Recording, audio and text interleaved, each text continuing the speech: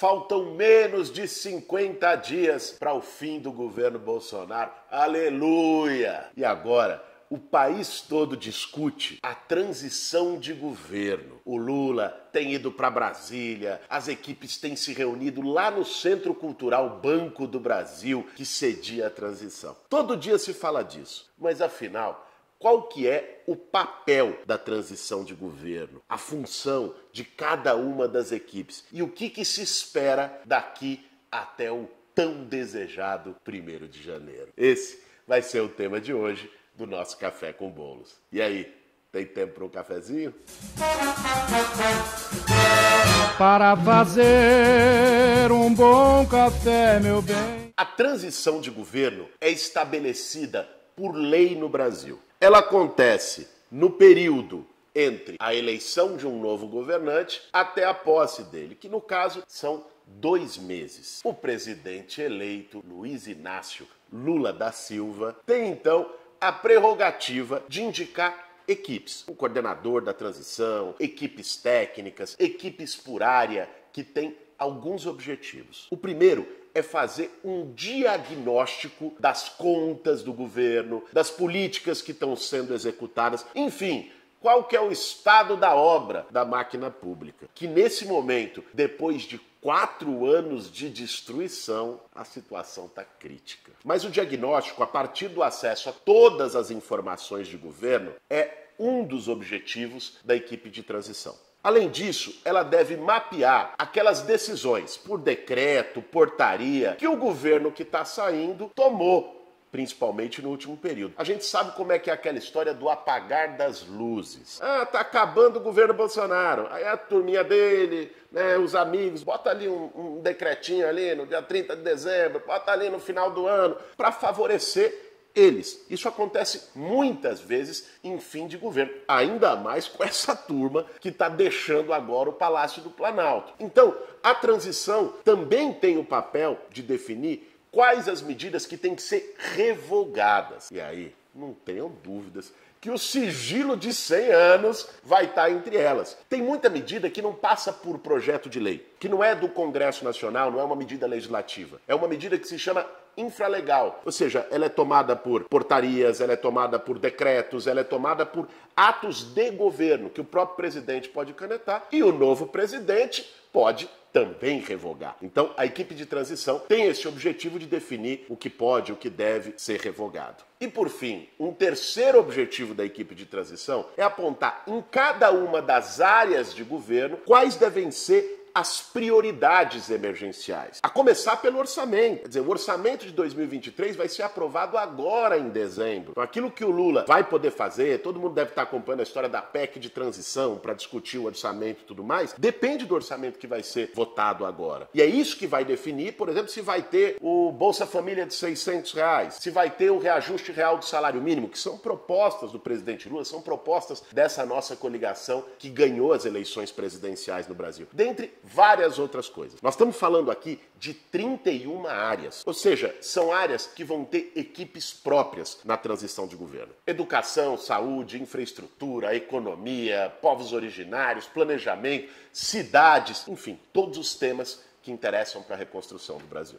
Então, a equipe de transição tem que fazer o diagnóstico. Como é que o Bolsonaro está deixando o governo brasileiro? Ver as coisas que precisam ser revogadas a partir de 1º de janeiro. E aí, ó, sigilo de 100 anos, fica de olho. E também apontar prioridades, já tentando adequar isso no novo orçamento para o governo eleito. Eu fui convidado pelo presidente Lula, com muita honra, para poder compor a equipe de cidades. A equipe de cidades vai tratar de moradia popular, de planejamento urbano, de mobilidade, de infraestrutura, de saneamento básico, áreas que ficaram tão abandonadas durante o governo do Bolsonaro. Nós vamos ter o papel, lá no Centro Cultural Banco do Brasil, de saber exatamente como é que estão essas políticas, ou melhor, como é que não estão essas políticas. E o que precisa ser revogado, quais os retrocessos que o governo do Bolsonaro fez na área e o que pode ser pensado como prioridade. Tem uma coisa que o Lula falou durante toda a campanha e que é essencial a gente retomar agora, que é um novo programa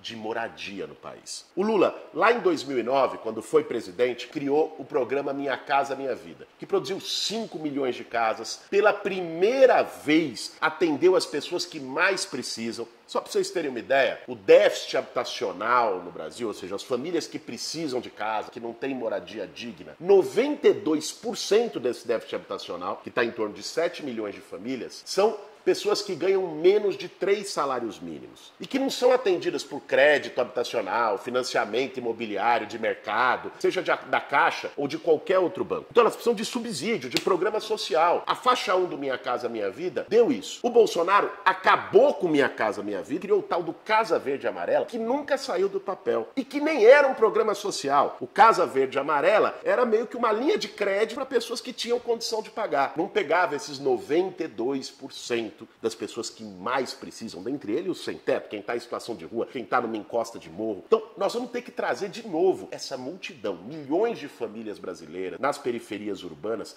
para o orçamento público. Agora, esse debate não é só de casa. E esse é um tema essencial que nós temos que colocar já agora na transição, dialogar no parlamento, com o presidente Lula, com as equipes que vão se constituir no governo. Não basta só a gente fazer casa. A gente precisa fazer o debate de direito à cidade. Porque a lógica das nossas cidades, ao longo do tempo, foi jogar os mais pobres cada vez mais para as periferias, cada vez mais longe. Essa é a lógica da especulação imobiliária. Então, no centro das cidades fica onde está a oferta de emprego, onde tem infraestrutura, onde tem a maior parte dos serviços, e nas periferias as pessoas vivendo em moradias precárias. E tendo, dependendo do tamanho da cidade, pega São Paulo, Rio de Janeiro, grandes metrópoles, às vezes que ficar 2 horas, 3 horas dentro de um ônibus lotado para ir do local de moradia para o local de trabalho. Nós precisamos repensar essa lógica. Não é simplesmente sair construindo o conjunto habitacional. A gente precisa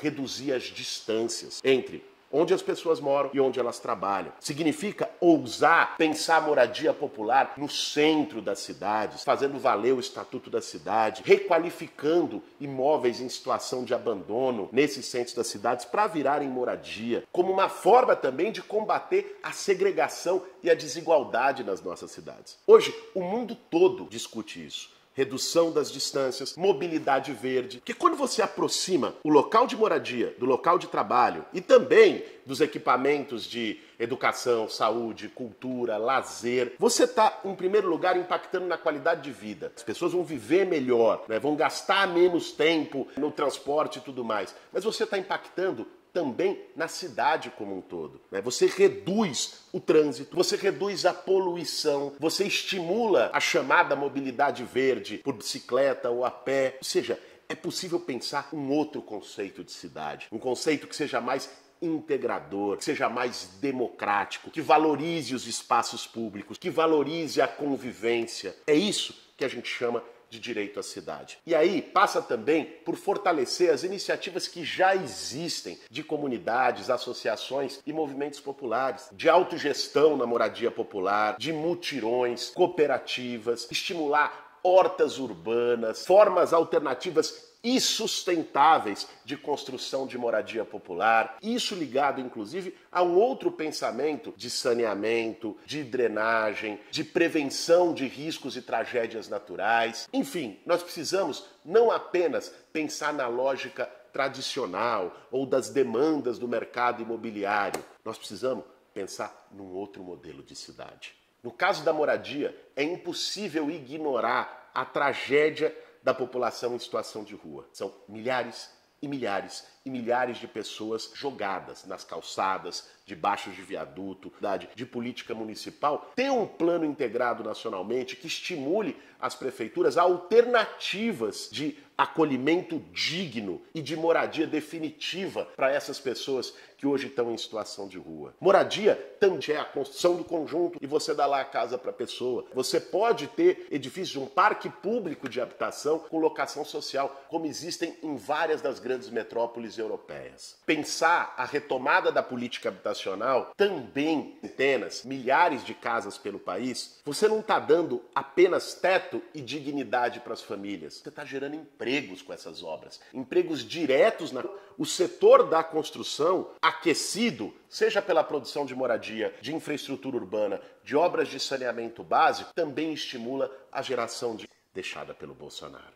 Enfim, esses são alguns dos muitos temas instigantes que a gente vai tratar no grupo de cidades.